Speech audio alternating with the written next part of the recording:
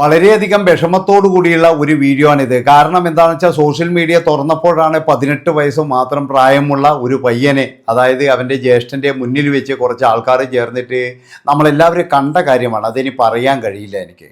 കാരണം എന്താണെന്ന് വെച്ച് കഴിഞ്ഞാൽ ഭിന്നശേഷിക്കാരായ അച്ഛൻ്റെയും അമ്മയുടെയും മകനാണെന്നാണ് പറയുന്നത്. ഒരുപാട് പ്രതീക്ഷയോട് കൂടിയിട്ടാണ് അവർ വളർത്തിയത്. അതുമാത്രമല്ല, ഉത്സവവുമായിട്ട് ബന്ധപ്പെട്ടിട്ടുള്ള എന്തോ ഒരു പ്രശ്നം കാരണം മദ്യപ സംഘം വന്നിട്ട് അവരെ മർദ്ദിച്ചു കൊലപ്പെടുത്തി എന്നാണ് പറയുന്നത്. പക്ഷേ ഒരു കാര്യം ഞാൻ പറയാം, ഇവറ്റകളെക്കാട്ടിയും കൂടുതൽ നാട്ടുകാർ തന്നെയാണ്.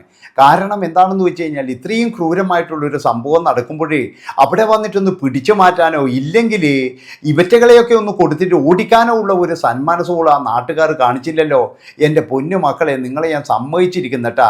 ഒരു പയ്യൻ ഇതുപോലെ തല്ലുമ്പോൾ ഒരുത്തം വന്നിട്ടൊന്ന് തല്ലല്ലേടാന്ന് പറയാനോ അല്ലെങ്കിൽ ഈ തല്ലുന്നവന്മാരെ പിടിച്ചു മാറ്റിയാലെങ്കിലും പോരെ. നമുക്കറിയാം, നിങ്ങളൊരു കാര്യം മനസ്സിലാക്കണം. എന്താണെന്നറിയാം, ചില സ്ഥലങ്ങളിലില്ലേ ആരെങ്കിലും ഒരാളെ തല്ലുമ്പോൾ ആരും പിടിച്ചു മാറ്റത്തൊന്നുമില്ല. എല്ലാവർക്കും എന്ന് പറഞ്ഞു കഴിഞ്ഞാൽ മറ്റുള്ളവൻ്റെ വേദന മാത്രമേ കാണണ്ടൂ. അതാണ് നിങ്ങൾ മനസ്സിലാക്കേണ്ടത്. പട്ടിയെ പോലെ തല്ലുന്നത് കണ്ടു കഴിഞ്ഞാലും ഒരാൾ പോലും പിടിച്ചു മാറ്റാനോ അല്ലെങ്കിൽ ഒന്നിനും നിൽക്കത്തില്ല. അതൊക്കെ മദ്യപാനമാണ് എന്നൊക്കെ പറഞ്ഞ് ഒഴിവാവുക ചെയ്യുക. അതാണ് നിങ്ങൾ ആലോചിക്കേണ്ടത്. അതുപോലെയുള്ളൊരു സംഭവം തന്നെയാണ് അവിടെ നടന്നത്. അതായത് ആ പയ്യനെ ഇത്രമാത്രം ക്രൂരമായിട്ട് അതിൻ്റെ കരച്ചിൽ അത് കേൾക്കാൻ കഴിയുന്നില്ല. അത്രമാത്രം ക്രൂരതയോട് പെരുമാറുമ്പോഴും അവിടെയുള്ള നാട്ടുകാർ, അവിടെയുള്ള തയമ്പകക്കാരുടെ മുട്ട് നമുക്ക് കേൾക്കാം. ടൻ ടൻ ടൻ ടൻ എന്ന് പറഞ്ഞിട്ട് മുട്ട് നമുക്ക് കേൾക്കാൻ കഴിയും.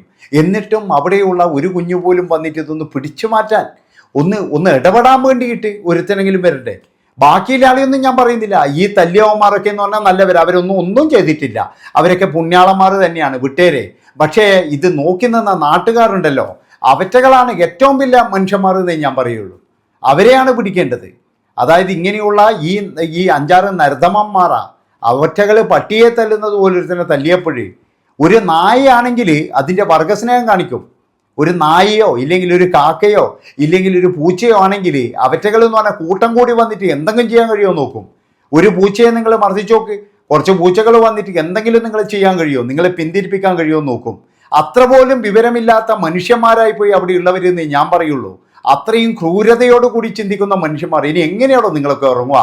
ഈ നാട്ടുകാരോട്, അതായത് ഇത് നോക്കി നിന്ന നാട്ടുകാരോട് ഞാൻ പറയുകയാണ്, അവിടെ ഉള്ളവരോടെ, അവിടെ ഇല്ലാത്തവരോടല്ല.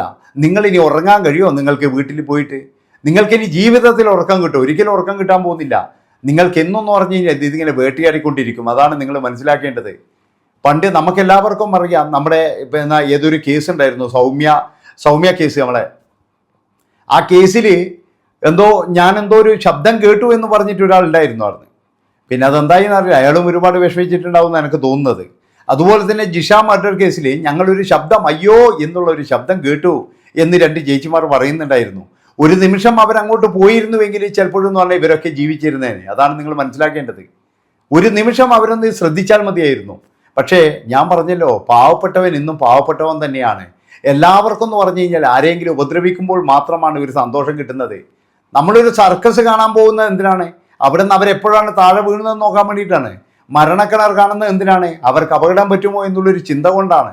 നിങ്ങൾ മനസ്സിലാക്കണം, നമ്മൾ ശരിക്കും പറഞ്ഞു കഴിഞ്ഞാൽ നമ്മൾ ക്രൂരന്മാർ തന്നെയാണ്. അതാണ് നിങ്ങൾ മനസ്സിലാക്കേണ്ടത്. ആ ഒരു മനുഷ്യൻ ഇത്രയും ആൾക്കാർ ചേർന്ന് നിൽക്കുമ്പോൾ ഒരു സ്ത്രീ അവിടെ നിന്ന് കയ്യിൽ കുഞ്ഞിനെയും കൊണ്ട് വരുന്നുണ്ട്. എനിക്ക് തോന്നുന്നത് അവരുടെ ഭർത്താവ് അങ്ങനെ തല്ലാൻ പോയപ്പോഴേ അയാളെ പിടിച്ചു മാറ്റാണെന്നാണ് എനിക്ക് തോന്നുന്നത്. ഇനി എൻ്റെ ബഹുമാനപ്പെട്ട നിയമപാലകരോട് എനിക്ക് പറയാനുള്ളത്, എല്ലാ തെളിവുകളും അതിൻ്റെ അകത്തുണ്ട്.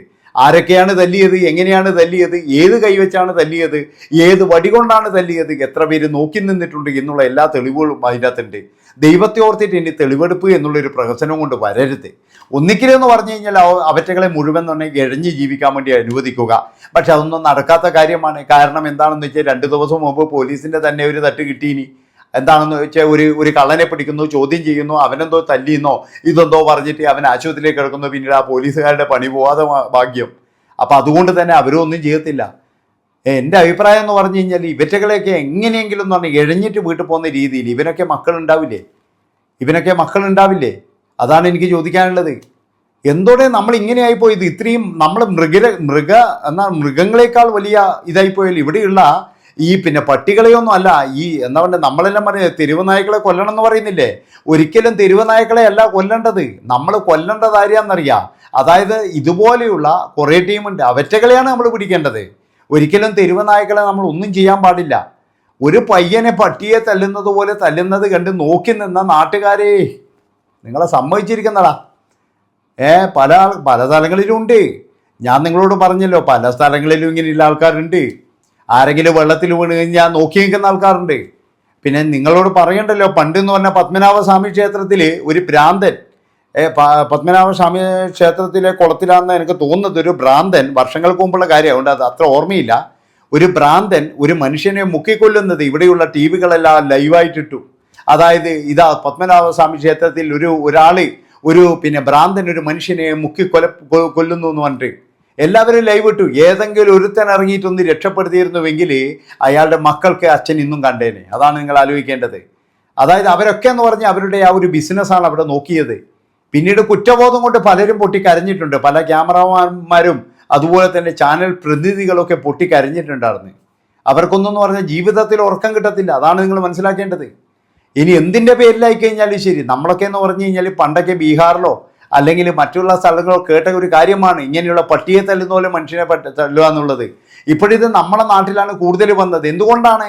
അതായത് ആർക്കും ആരെയും ഭയമില്ല.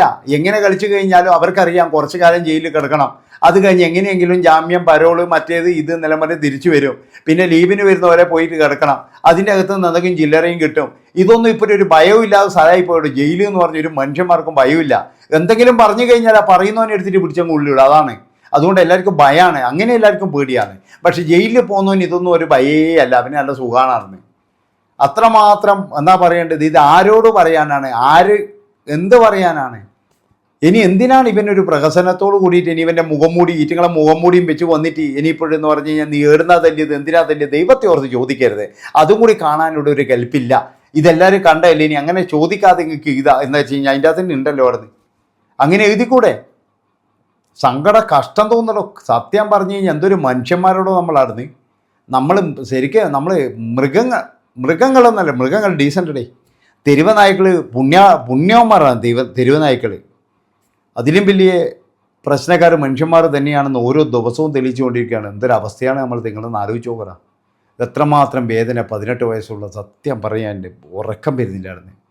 എത്രമാത്രം എന്നാ പറയേണ്ടത്, ഒരാളൊക്കെ ഒന്ന് ഇടപെടാൻ തോന്നിയില്ലല്ലോ. എൻ്റെ ചെറുപ്പക്കാരെ ഞാൻ അവിടെയുള്ള ചെറുപ്പക്കാരോട് ചോദിക്കുകയാണ്, ജെൻസി എന്ന് വല്ലാത്ത സങ്കടപ്പെടുത്തുന്ന കാഴ്ച തന്നെയാണ്. കാരണം എന്താ വെച്ച് കഴിഞ്ഞാൽ എന്തൊരു അവസ്ഥയാണ് മനുഷ്യന്മാർ ഇങ്ങനെ ആയിപ്പോയി. എന്താ ചെയ്യാറുണ്ട്? അതിൻ്റെ അകത്ത് ആവേശപൂർവ്വം ഒരുത്തം പറയുന്ന വാക്കെല്ലാം നിങ്ങൾ കേട്ടതില്ല. ഇതിൽ നമ്മുടെ നാട്ടിൽ തന്നെയാണെന്നോടെ എനിക്ക് സംശയമാണ്. എങ്ങനെ നമ്മൾ വിശ്വസിച്ച് ഓരോ സ്ഥലത്ത് പോകും? ഇത്രയും ജനങ്ങളിങ്ങനെ തുടങ്ങിക്കഴിഞ്ഞാൽ എങ്ങനെ നമ്മൾ വിശ്വസിച്ച് ഓരോ സ്ഥലത്ത് പോകും?